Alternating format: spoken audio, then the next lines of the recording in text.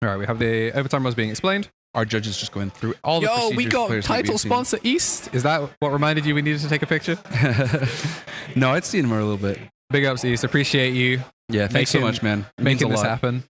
On behalf of the whole Misplay gang, Marcio's not here at the minute. He's on the way back. His ass is late as always. Yeah, we appreciate you so much, buddy. That was makes a big difference for the event. If you guys, I don't think any of you don't know who East is here. You're not watching this stream.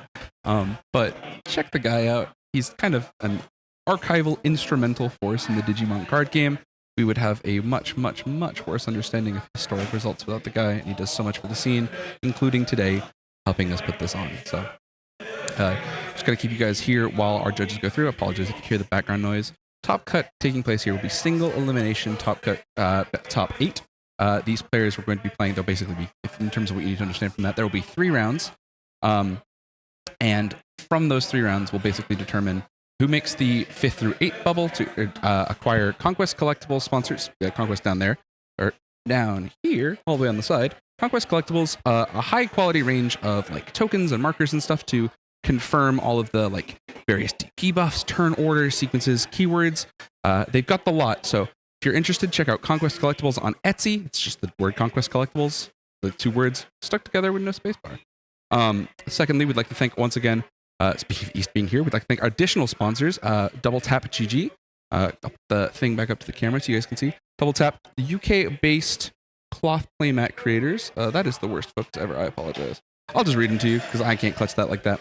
double-tap-gaming@hotmail.com, Twitter @DBLTapGG, Instagram doubletap.gg, and TikTok @doubletapgg3. If you're interested in their cloth playmats, high quality products, stitched, unstitched, local artists working on them, all sold here in the UK. So if you're struggling with the Brexit bubble the way we have been, it could be a real lifesaver. Thank you to Double Tap for your sponsorship. Thanks again to East, without whom our financial contributions, without whom and his financial contributions, we would not be in a position to run this event. We do have a deck top 8. I will be revealing them probably after this first round, just to make sure that we're. So sorry, guys. I'm blinded by the light.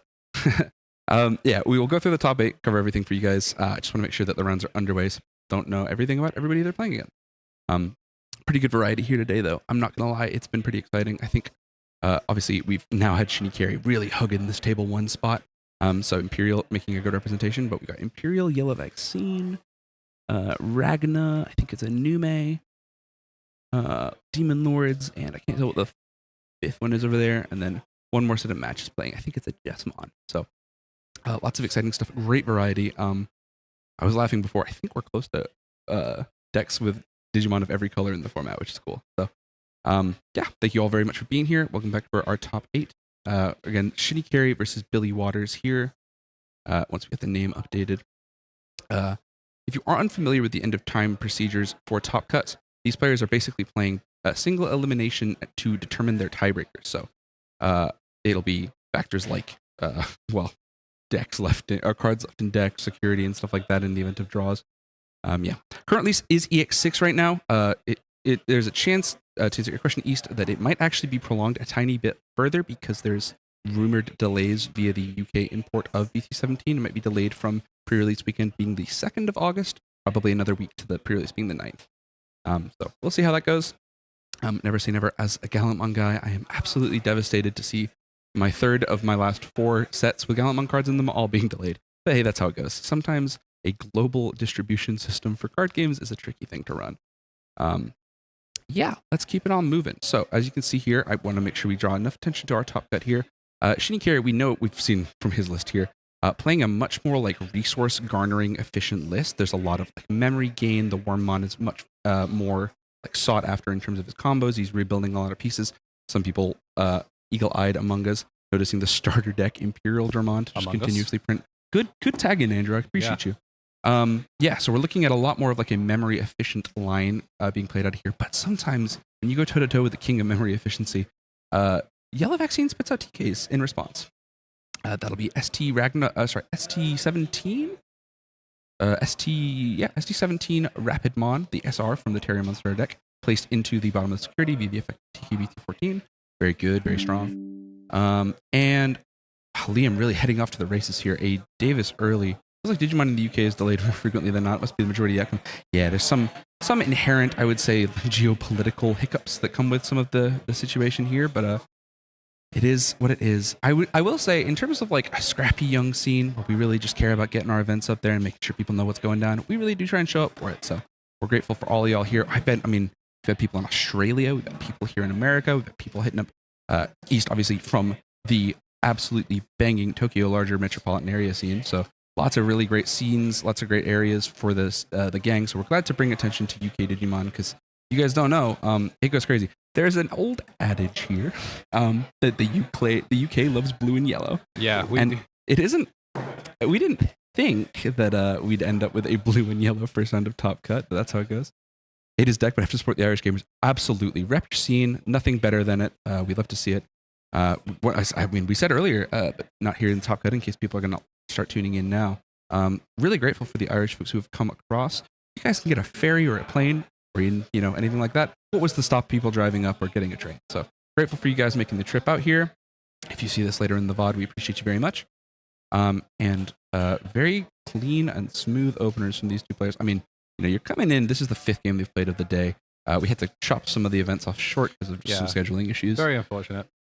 But we've got times to beat, and I would rather lose the final round of Swiss, of Swiss for most people, so that way we don't just, I don't know, rock paper scissors for your finals. 2 extra boxes, yeah. 2 extra boxes and a very big difference in the big mats. play mat, yeah. Oh yeah, we haven't. I don't even think we've had a chance to say thank you to all the artists. Very grateful for those. It's at Emilini, at Vic Luftick, and at Callan Muriel Art.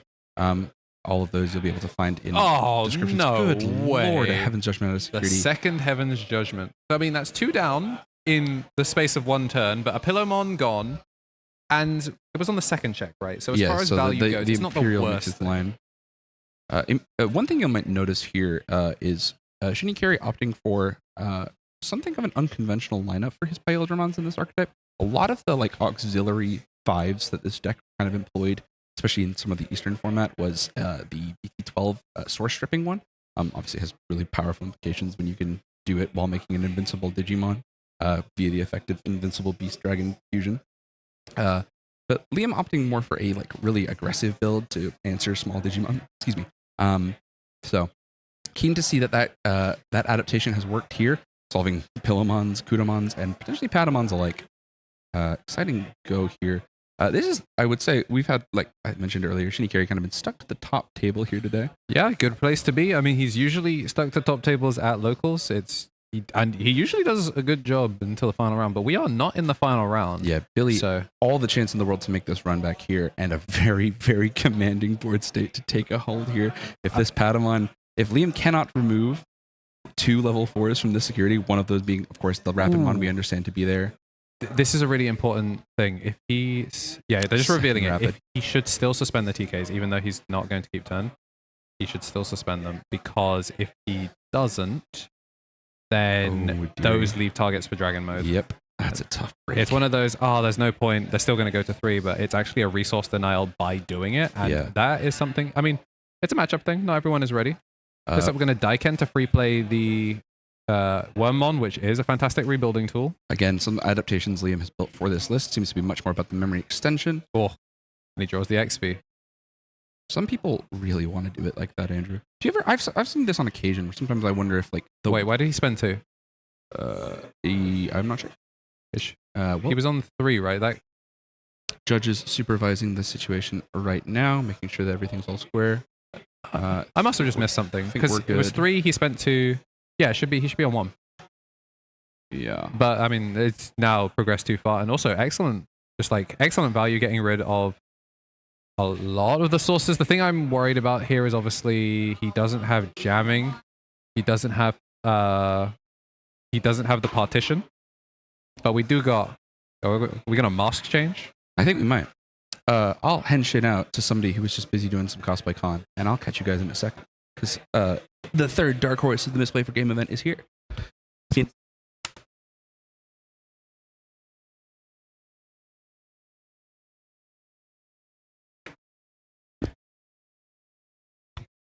Howdy. Yes, sir. That's right. All 3 of the Misplay for Game podcasts are here. But yeah, the dragon mode goes crazy. But there is none, there's no Angelmon, and there is nothing left. Nothing left in game 1. We're just gonna go straight into game 2. And yeah, what's up? Hello, howdy. So went to the con. I'm a Kamen Rider, got my belt and everything. It's kind of chill. It's pretty good. Emily got a lightsaber, so we did like all the typical con things and speed run my way to top 8. And I'm guessing this is game 2. Yeah, this is this is the wrong thing. So we have a snooping on table 2 camera that lets us double check, so you can see Demon Lord Mirror. Oh, classic. 2 highest placing Demon Lords. And is it a case if there's only 2 Demon Lords? Or? Both of them lost to Liam. Ah, classic. Who is currently sitting on table 1. Partition go crazy. Balfi brought it back in game 2. He did loot ruin mode like it was his life depended on it. Then because it did. I mean, that's a matchup, right? So, and round... and then on table 1 we have Imperial versus... Yellow Vaccine. Yellow Vac. Okay, how many Yellow Vacs today? There were a couple. We did get to see a terriermon, like actual core, that was on top 8. So there's 2 Irish players in top 8 that I know of. So good turnout from them, making the trip overseas. Meanwhile, some busters from London wouldn't even take the mega bus up. Shout out to Jamie, though. The Seoul London rep is in top 8 as well. Oh, really? Yeah, he outplays Strix. Wow. I mean, Yeah. Unfortunately, we didn't get to play the final round because of time, but... Ignorance is bliss. That's what I was like. I was sort of like tracking the time. I was like, okay, we're kind of like on pace, so it'll be good. And then I get a ping from DHM being like, yeah, we're cutting it short. And I'm like, well, I hope my Uber driver can drive fast. We'll see if Imperial can go as fast. So tell me about the storylines of the day. What have we seen? I'll be honest, I've already forgotten everything before round 3. Okay. No, we started with Mastay was on table 1. Versus Yellowvac? Mastay Yellowvac. I was watching that from at home, supporting my own event. And I mean, Patamon TK is as good as it gets, really, as an opener. Round 2 was pretty good, but round 3 after that, it was Harry versus... Terriermon? Yeah, it was versus the Terriermon. Okay, and that game was a banger. And then... Okay, we have here the Patamon TK. TK definitely loaded. This Patamon should, in theory, hit as we were a little bit distracted, but of course, Rapid Mon. Just your classic bread and butter here for Yellowvac. Yeah. And on the opposite end, you also see Imperial like set up in the way that like Imperial is allowed to set up. Like Daiken turn 1 is really like Rookie Tamer. Rookie Tamer is like the only thing. Like Imperial, if they get to do exactly that, then they're pretty much set. And Yellowvac, from what I've seen, it tends to struggle to like kill a little bit. Yeah, I'm actually kind of surprised that Billy chose to go first. Okay. We are going to see the Rapid X get loaded into security, so I'm curious to see if that means we're going to be seeing Emissary. Obviously going to gain 1, draw 1, and then TK can choose to gain 1. So we go to 4. I was going to say that like it's interesting that he chose to go first because I would have thought that Rookie plus Daiken is, it's passing over 4. But he's now out on the board and is going to be Rookie plus Daiken at 4. And then Awakening. So we're going to go into a Magna instead. I like Magna. Creates a lot of pressure very, very early. And becoming unaffected here, Imperial realistically with their opening hand, they've taken maybe 2 actions. Potentially, they're going to struggle and they'll just get kind of domed for a little bit. So as we see here, Imperial checks security check being the 3-cost Davis, which is a card that I like a lot. Yeah, you can immediately see reading it because that's not a card that you see in a lot of people's lists. It's a very, very specific card. Okay, on paper the card reads very like intentional, but I think me and Shinicarry have been like sort of like talking theory about Imperial, and the main reason why you play it, I don't know if you guys covered it, but it's to beat Edamon Valk setups because Davis lets you evolve at attack step. So exactly. You get to clear the thing that they potentially ace into. However, it's also just a little memory battery. Like every single turn, you're just gonna get an extra memory because, especially if you have a Ken tamer, which Daiken count. So it kind of puts in work. I actually forget that it does the Ken bit. I'm always like the free type because the Daiken usually plays the free type that then gets you. But then we saw him do it the other way. I was like, oh, I did it wrong. No, I legitimately forgot that this card is just here to print a bajillion memory. Yeah, it's just a overall like pretty good card. And then we're gonna see the Digimon Emperor as well come down. The Digimon Emperor, it's going to stop the Imperial from getting like a decent amount of value. especially because now they can't promote a rookie. They will have to Evo in the back, and that kind of delays them a whole turn. And look at, typically Yellowback, a deck that, we say that, tends to push damage a bit slowly. But Imperial is currently on 3 security, and we're going to see the pass here to low choke. Now, if I can, when we zoom in just a little bit, I'll be able to see what the setup is, and it looks like it's going to be Evo into Imperialdramon. And this essentially is telling the Yellowback player that if you swing, there might be an ace in my hand. On paper, this is to deter the Magna from swinging, and instead making it find a way to proc its invincibility. Oh, gonna see the TK come down 4. But we say 4, but it's effectively going for 0 here. We're gonna see the Pillowmon brought out. I like this play. It sets them up for a little bit. Like, realistically, it's going to be somewhat tough for Imperial to play out of this position. So one memory, keep turn.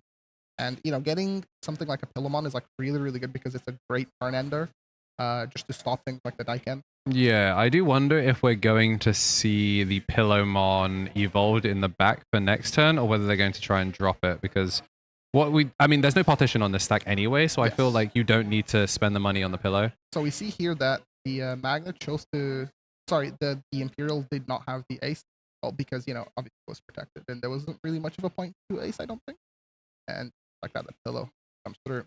All right, so if they push up, obviously they can spend the memory.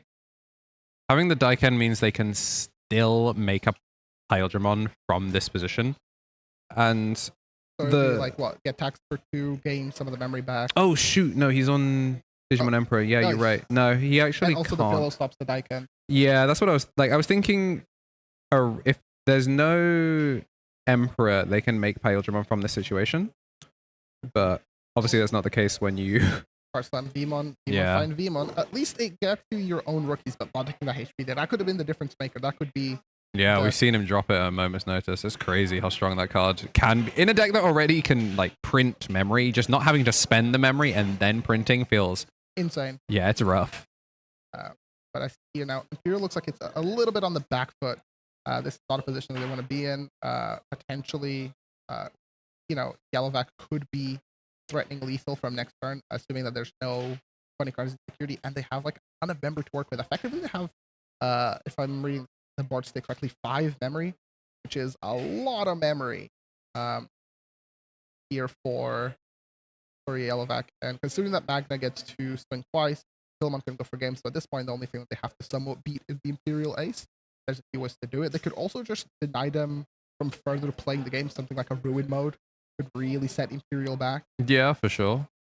It seems like we're definitely dry on the rookies. Like, the Pillowmon was picked as a utility piece. They chose to forego the Evo so that they could play the denial game. But however, if they do somehow manage to clear what's currently on the board, then that sets Yellowback back quite a decent amount. And a one choke here means that you can't even promote this Wormmon if you want to. He's going to stay in jail.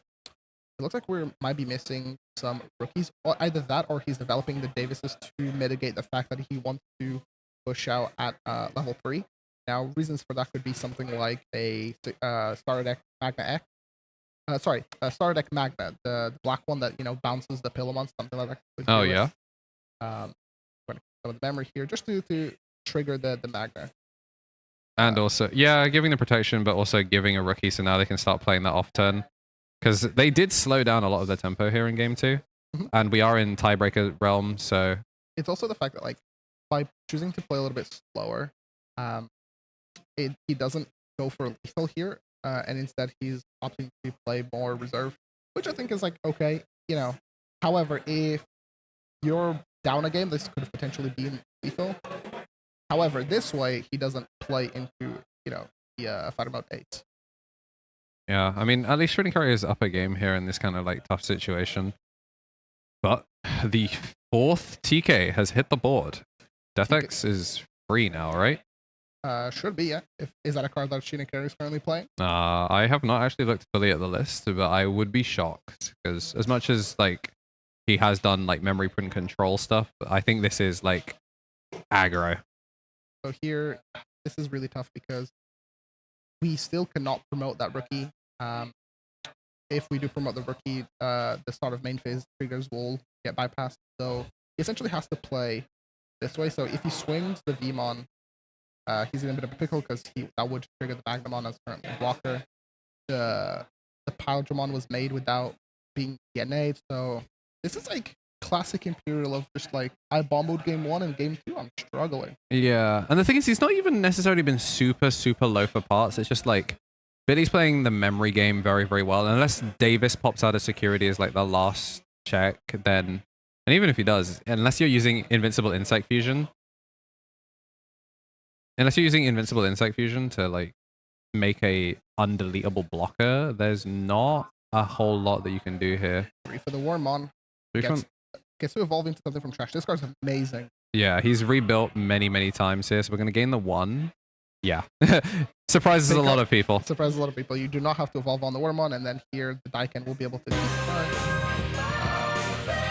So if we have a DNA play, we could potentially play the game and put ourselves in pretty good position. Yeah. Or, again, if you have the poly... that is not so good. And there, yeah, so... Unfortunately, didn't have it. Very unfortunate. Classic Imperial missing the Stigmon. It's always like that. The deck, no matter how broken and how much support the deck gets, the deck will always have its core weaknesses of being piece reliant and not having a way to develop tamers efficiently, other than just slamming them or getting them in security. And when you're playing against like a deck like Yellowback, that just kind of does it all, right? Yeah. Gonna get the protection on the Magna. Well, I mean, they don't need it right now. They don't necessarily. Yeah. They're going to get suspend 3, neg 6. Yes, everything. I think it's neg 5. Oh, neg 5, yeah. Yeah, I think it's neg 5. Gain 2, gain a bajillion memory. And this is, Yellow Vaccine that has now set up. I guess because, like, tiebreakers are a thing in top 8, so there is a reason to play for the timer. Because Imperial, if it's going to win fast. Yes. Like, it's going to do it quick. So it's in Shinicarry's best interest, really, to just let this timer rock. Oh, and the second rapid bond to just full clear the board. Easy scoop. Let's just go next. Yeah, it's one of those situations. Really solid comeback, though, from Billy Waters. Obviously got the wall out nice and early and then just kept pulling the ladder up behind him. It's the kind of deck that if you get to open exactly like Patamon TK, Magna X, Awakening, there's not a ton of decks that can really, like, humbly check you. Like, that is the deck's most powerful high roll, and it's just so disgusting. But obviously that isn't always the case for the deck. Looking over at table 2 as well, I'm seeing cards being shuffled up, so either their game 1 just finished because it's Demon Lords, or the game 2 just finished. They're about to go into game 3. That must be like the matchup of all time. Certainly something. I don't even think it like plays Digimon. I think they're playing a completely different game. What we'll also try and do is we'll try and get our top 8 like pictures of everyone with their little prizing. I was going to say, I hope Jamie's wrapped up his 8th place prizing. How was the turnout? Did we get any more players on the day like then with the sign-up? It was 25 in the day. We were up to 31 at one point, but some people did drop. We did have one player that had illness on the day, so they weren't able to make it. But 25 overall. That's pretty good considering it's our first tournament. And to be fair, we did clash with 2 cons. Like, that does hurt. And things came out a little bit late. Next time. I will continue to flame London, though, because all they had to do was drive. We had people come across an ocean in order to get here. And yeah. Next time we'll try to give you guys a bit more. Significantly more notice. I mean, this venue I think can sit 64 people if we try. So I mean, easy. I'm just saying if we get payments sorted out in advance, we can. We could maybe play for 2 cases instead of 1. That's to Tommy and T for holding down the fort on the mic as well. Yeah. It's always fun casting like doing like the misplay for game things in different contexts. But very solid caster, and we're going to see a very solid start with the Daiken. Now, there's virtually no real punish here for doing this. The most Yellow Vaccine can do. The Yellow Vaccine as a deck tends to sort of play very greedily, like, okay, if they have the TK, obviously they will choose to set up the TK, but a lot of the times, like, they will choose to not evolve over their rookies, evolve over their rookies. So however, TK 1, 2, 3, take the top one, What are we loading? There better be something to load. There's the rapid. So we have a guaranteed level 4 next turn. And gain back the 1. And do we slam a pillow? Digimon Emperor would be Yep. That is rough. So we do have the Tamer, which means we would potentially we'd potentially be looking at Lydramon would be cool. But This time, however, we managed to sort of beat a few things. Like we have the level 4, we have the 1 joke. The problem is going to be, what is the follow-up here for Yellowback? I'm genuinely not sure. Because we're going to go up to memory, and then we could see either something like an Emissary of Hope or an Awakening for very similar plays as to what we did last time. Another potential, like, really terrible play for Shinicarry would be if something like a Rude mode came down, like Rude mode, Floodgate 2 turn, which would not be very, very great. Yeah, I mean, being first seed is always one of those rough ones. I feel like you run in, like, 8th place is playing with house money. I mean, seeding doesn't really matter because it's not double Elim, but, like, if you make top 8, you're buzzing because you made it. And then it's like, all you have to do is beat the top seed, and technically, statistically, mathematically, everyone else is worse. Ooh, Megalospark. I like that a lot, actually. That is a very cool option to see. Because that would exactly murder a DNA Digimon. He has to pass low here because we need the Awakening to not. I think he did. He needs to pass low enough that Awakening can't do too much. I just don't know what he has in response to Pillow. Yeah, that's like the main issue is what he needs to hope for is playing around the BTA Rapidmon, since if he tries to develop a rookie, that can easily punish it. We do have a Tamer setup, so that's an immediate -5. You'd have to push up and then slam the Wormmon. We're double committing. I guess, I mean, if you're going to have to open pass it, pass the same amount of memory. So this just means should something happen to the Pillowmon, you've got value. It also gives him an out in terms of, like, this is 2 memory that he can convert. Yeah. So, but this Pillowmon is just like holding down the fort. What a crazy card. Swing 1 is going to hit the Stingmon. Sting Yeah, in the that's grave. probably what we're listening. That's Oh, very, true. very That is actually massive now. Yes, specifically because of the Wormmon. The only issue is that he doesn't have an end of turn DNA, but the Kudamon gets to live here thanks to the Radmon security minus. Oh, yeah, of course. Mhm. I legitimately forget that it has that as just like it minuses it for the turn. Yes. And it's also until end of opponent's turn. And oh, okay. So this is somewhat I mean, essentially this is fine because he's just protecting his rookie, but from this position, things don't look great. Wormmon would evolve for produce cost 1, so that would be like essentially like a 5 memory play, but no end of turn DNA. Yeah, you have to be on insect here. That's the problem. I do not know how you get from this situation. You have to push up because it's 4 swings on board. So we're gonna go into the partition. Getting 2, yeah, that's all you can do. Go for 1, and No, he gets to suspend something, but doesn't really get to lock anything. All this is essentially doing is bluffing a fighter mode. Yeah. Or Dragon Mode Ace. I don't know if you've seen that card being played. Haven't seen it today. Playing out the Tamer seems kind of irrelevant, but... And look at this army of Rapidmon. Specifically, it's double 4s, so if you swing... double Rapid just clears up here. Yeah. Emissary would be sort of like the other semi-problematic card, or just... okay, we're going to load the Rapid X. So this does set up for exactly Emissary. If something was loaded. What a disgusting amount of memory that just played. Evolve for 0, print 4. Yep. And this is, classic Yellowback, that if you don't punish their sort of like, almost like weak opening, then they just sort of like snowball and take the game over. We saw that, like, it was the Pomamon checked all of the potential things. What the hell? Oh, okay. I don't know how I feel about the ace. So this guarantees that if it doesn't turn into an ace, the card is dead. because it's going to be -6, putting it to a 2k, and then swinging the -4 means that you don't have to go rapid, or you can close it out with just the Rapid X. So we are going to see the Rapid X come down, which will suspend a neg for all suspended Digimon. Of course, there's no floats to be had. Why chance it? You're assuming there's a Mega Death. Yeah, but you know, you do have to eventually like win the game. Yeah. And you know, because of the Megadeth, like the Megadeth would potentially open like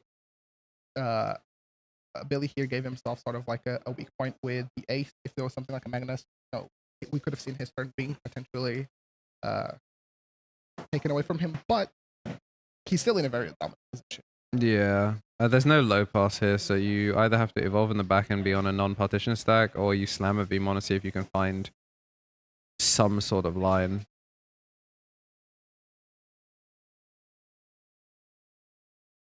Yeah, we're gonna go for the latter. Looking for the 3, all the Veemons, does hit XVs, does hit the Davis. Double hit. But it is looking like this Pillarmon.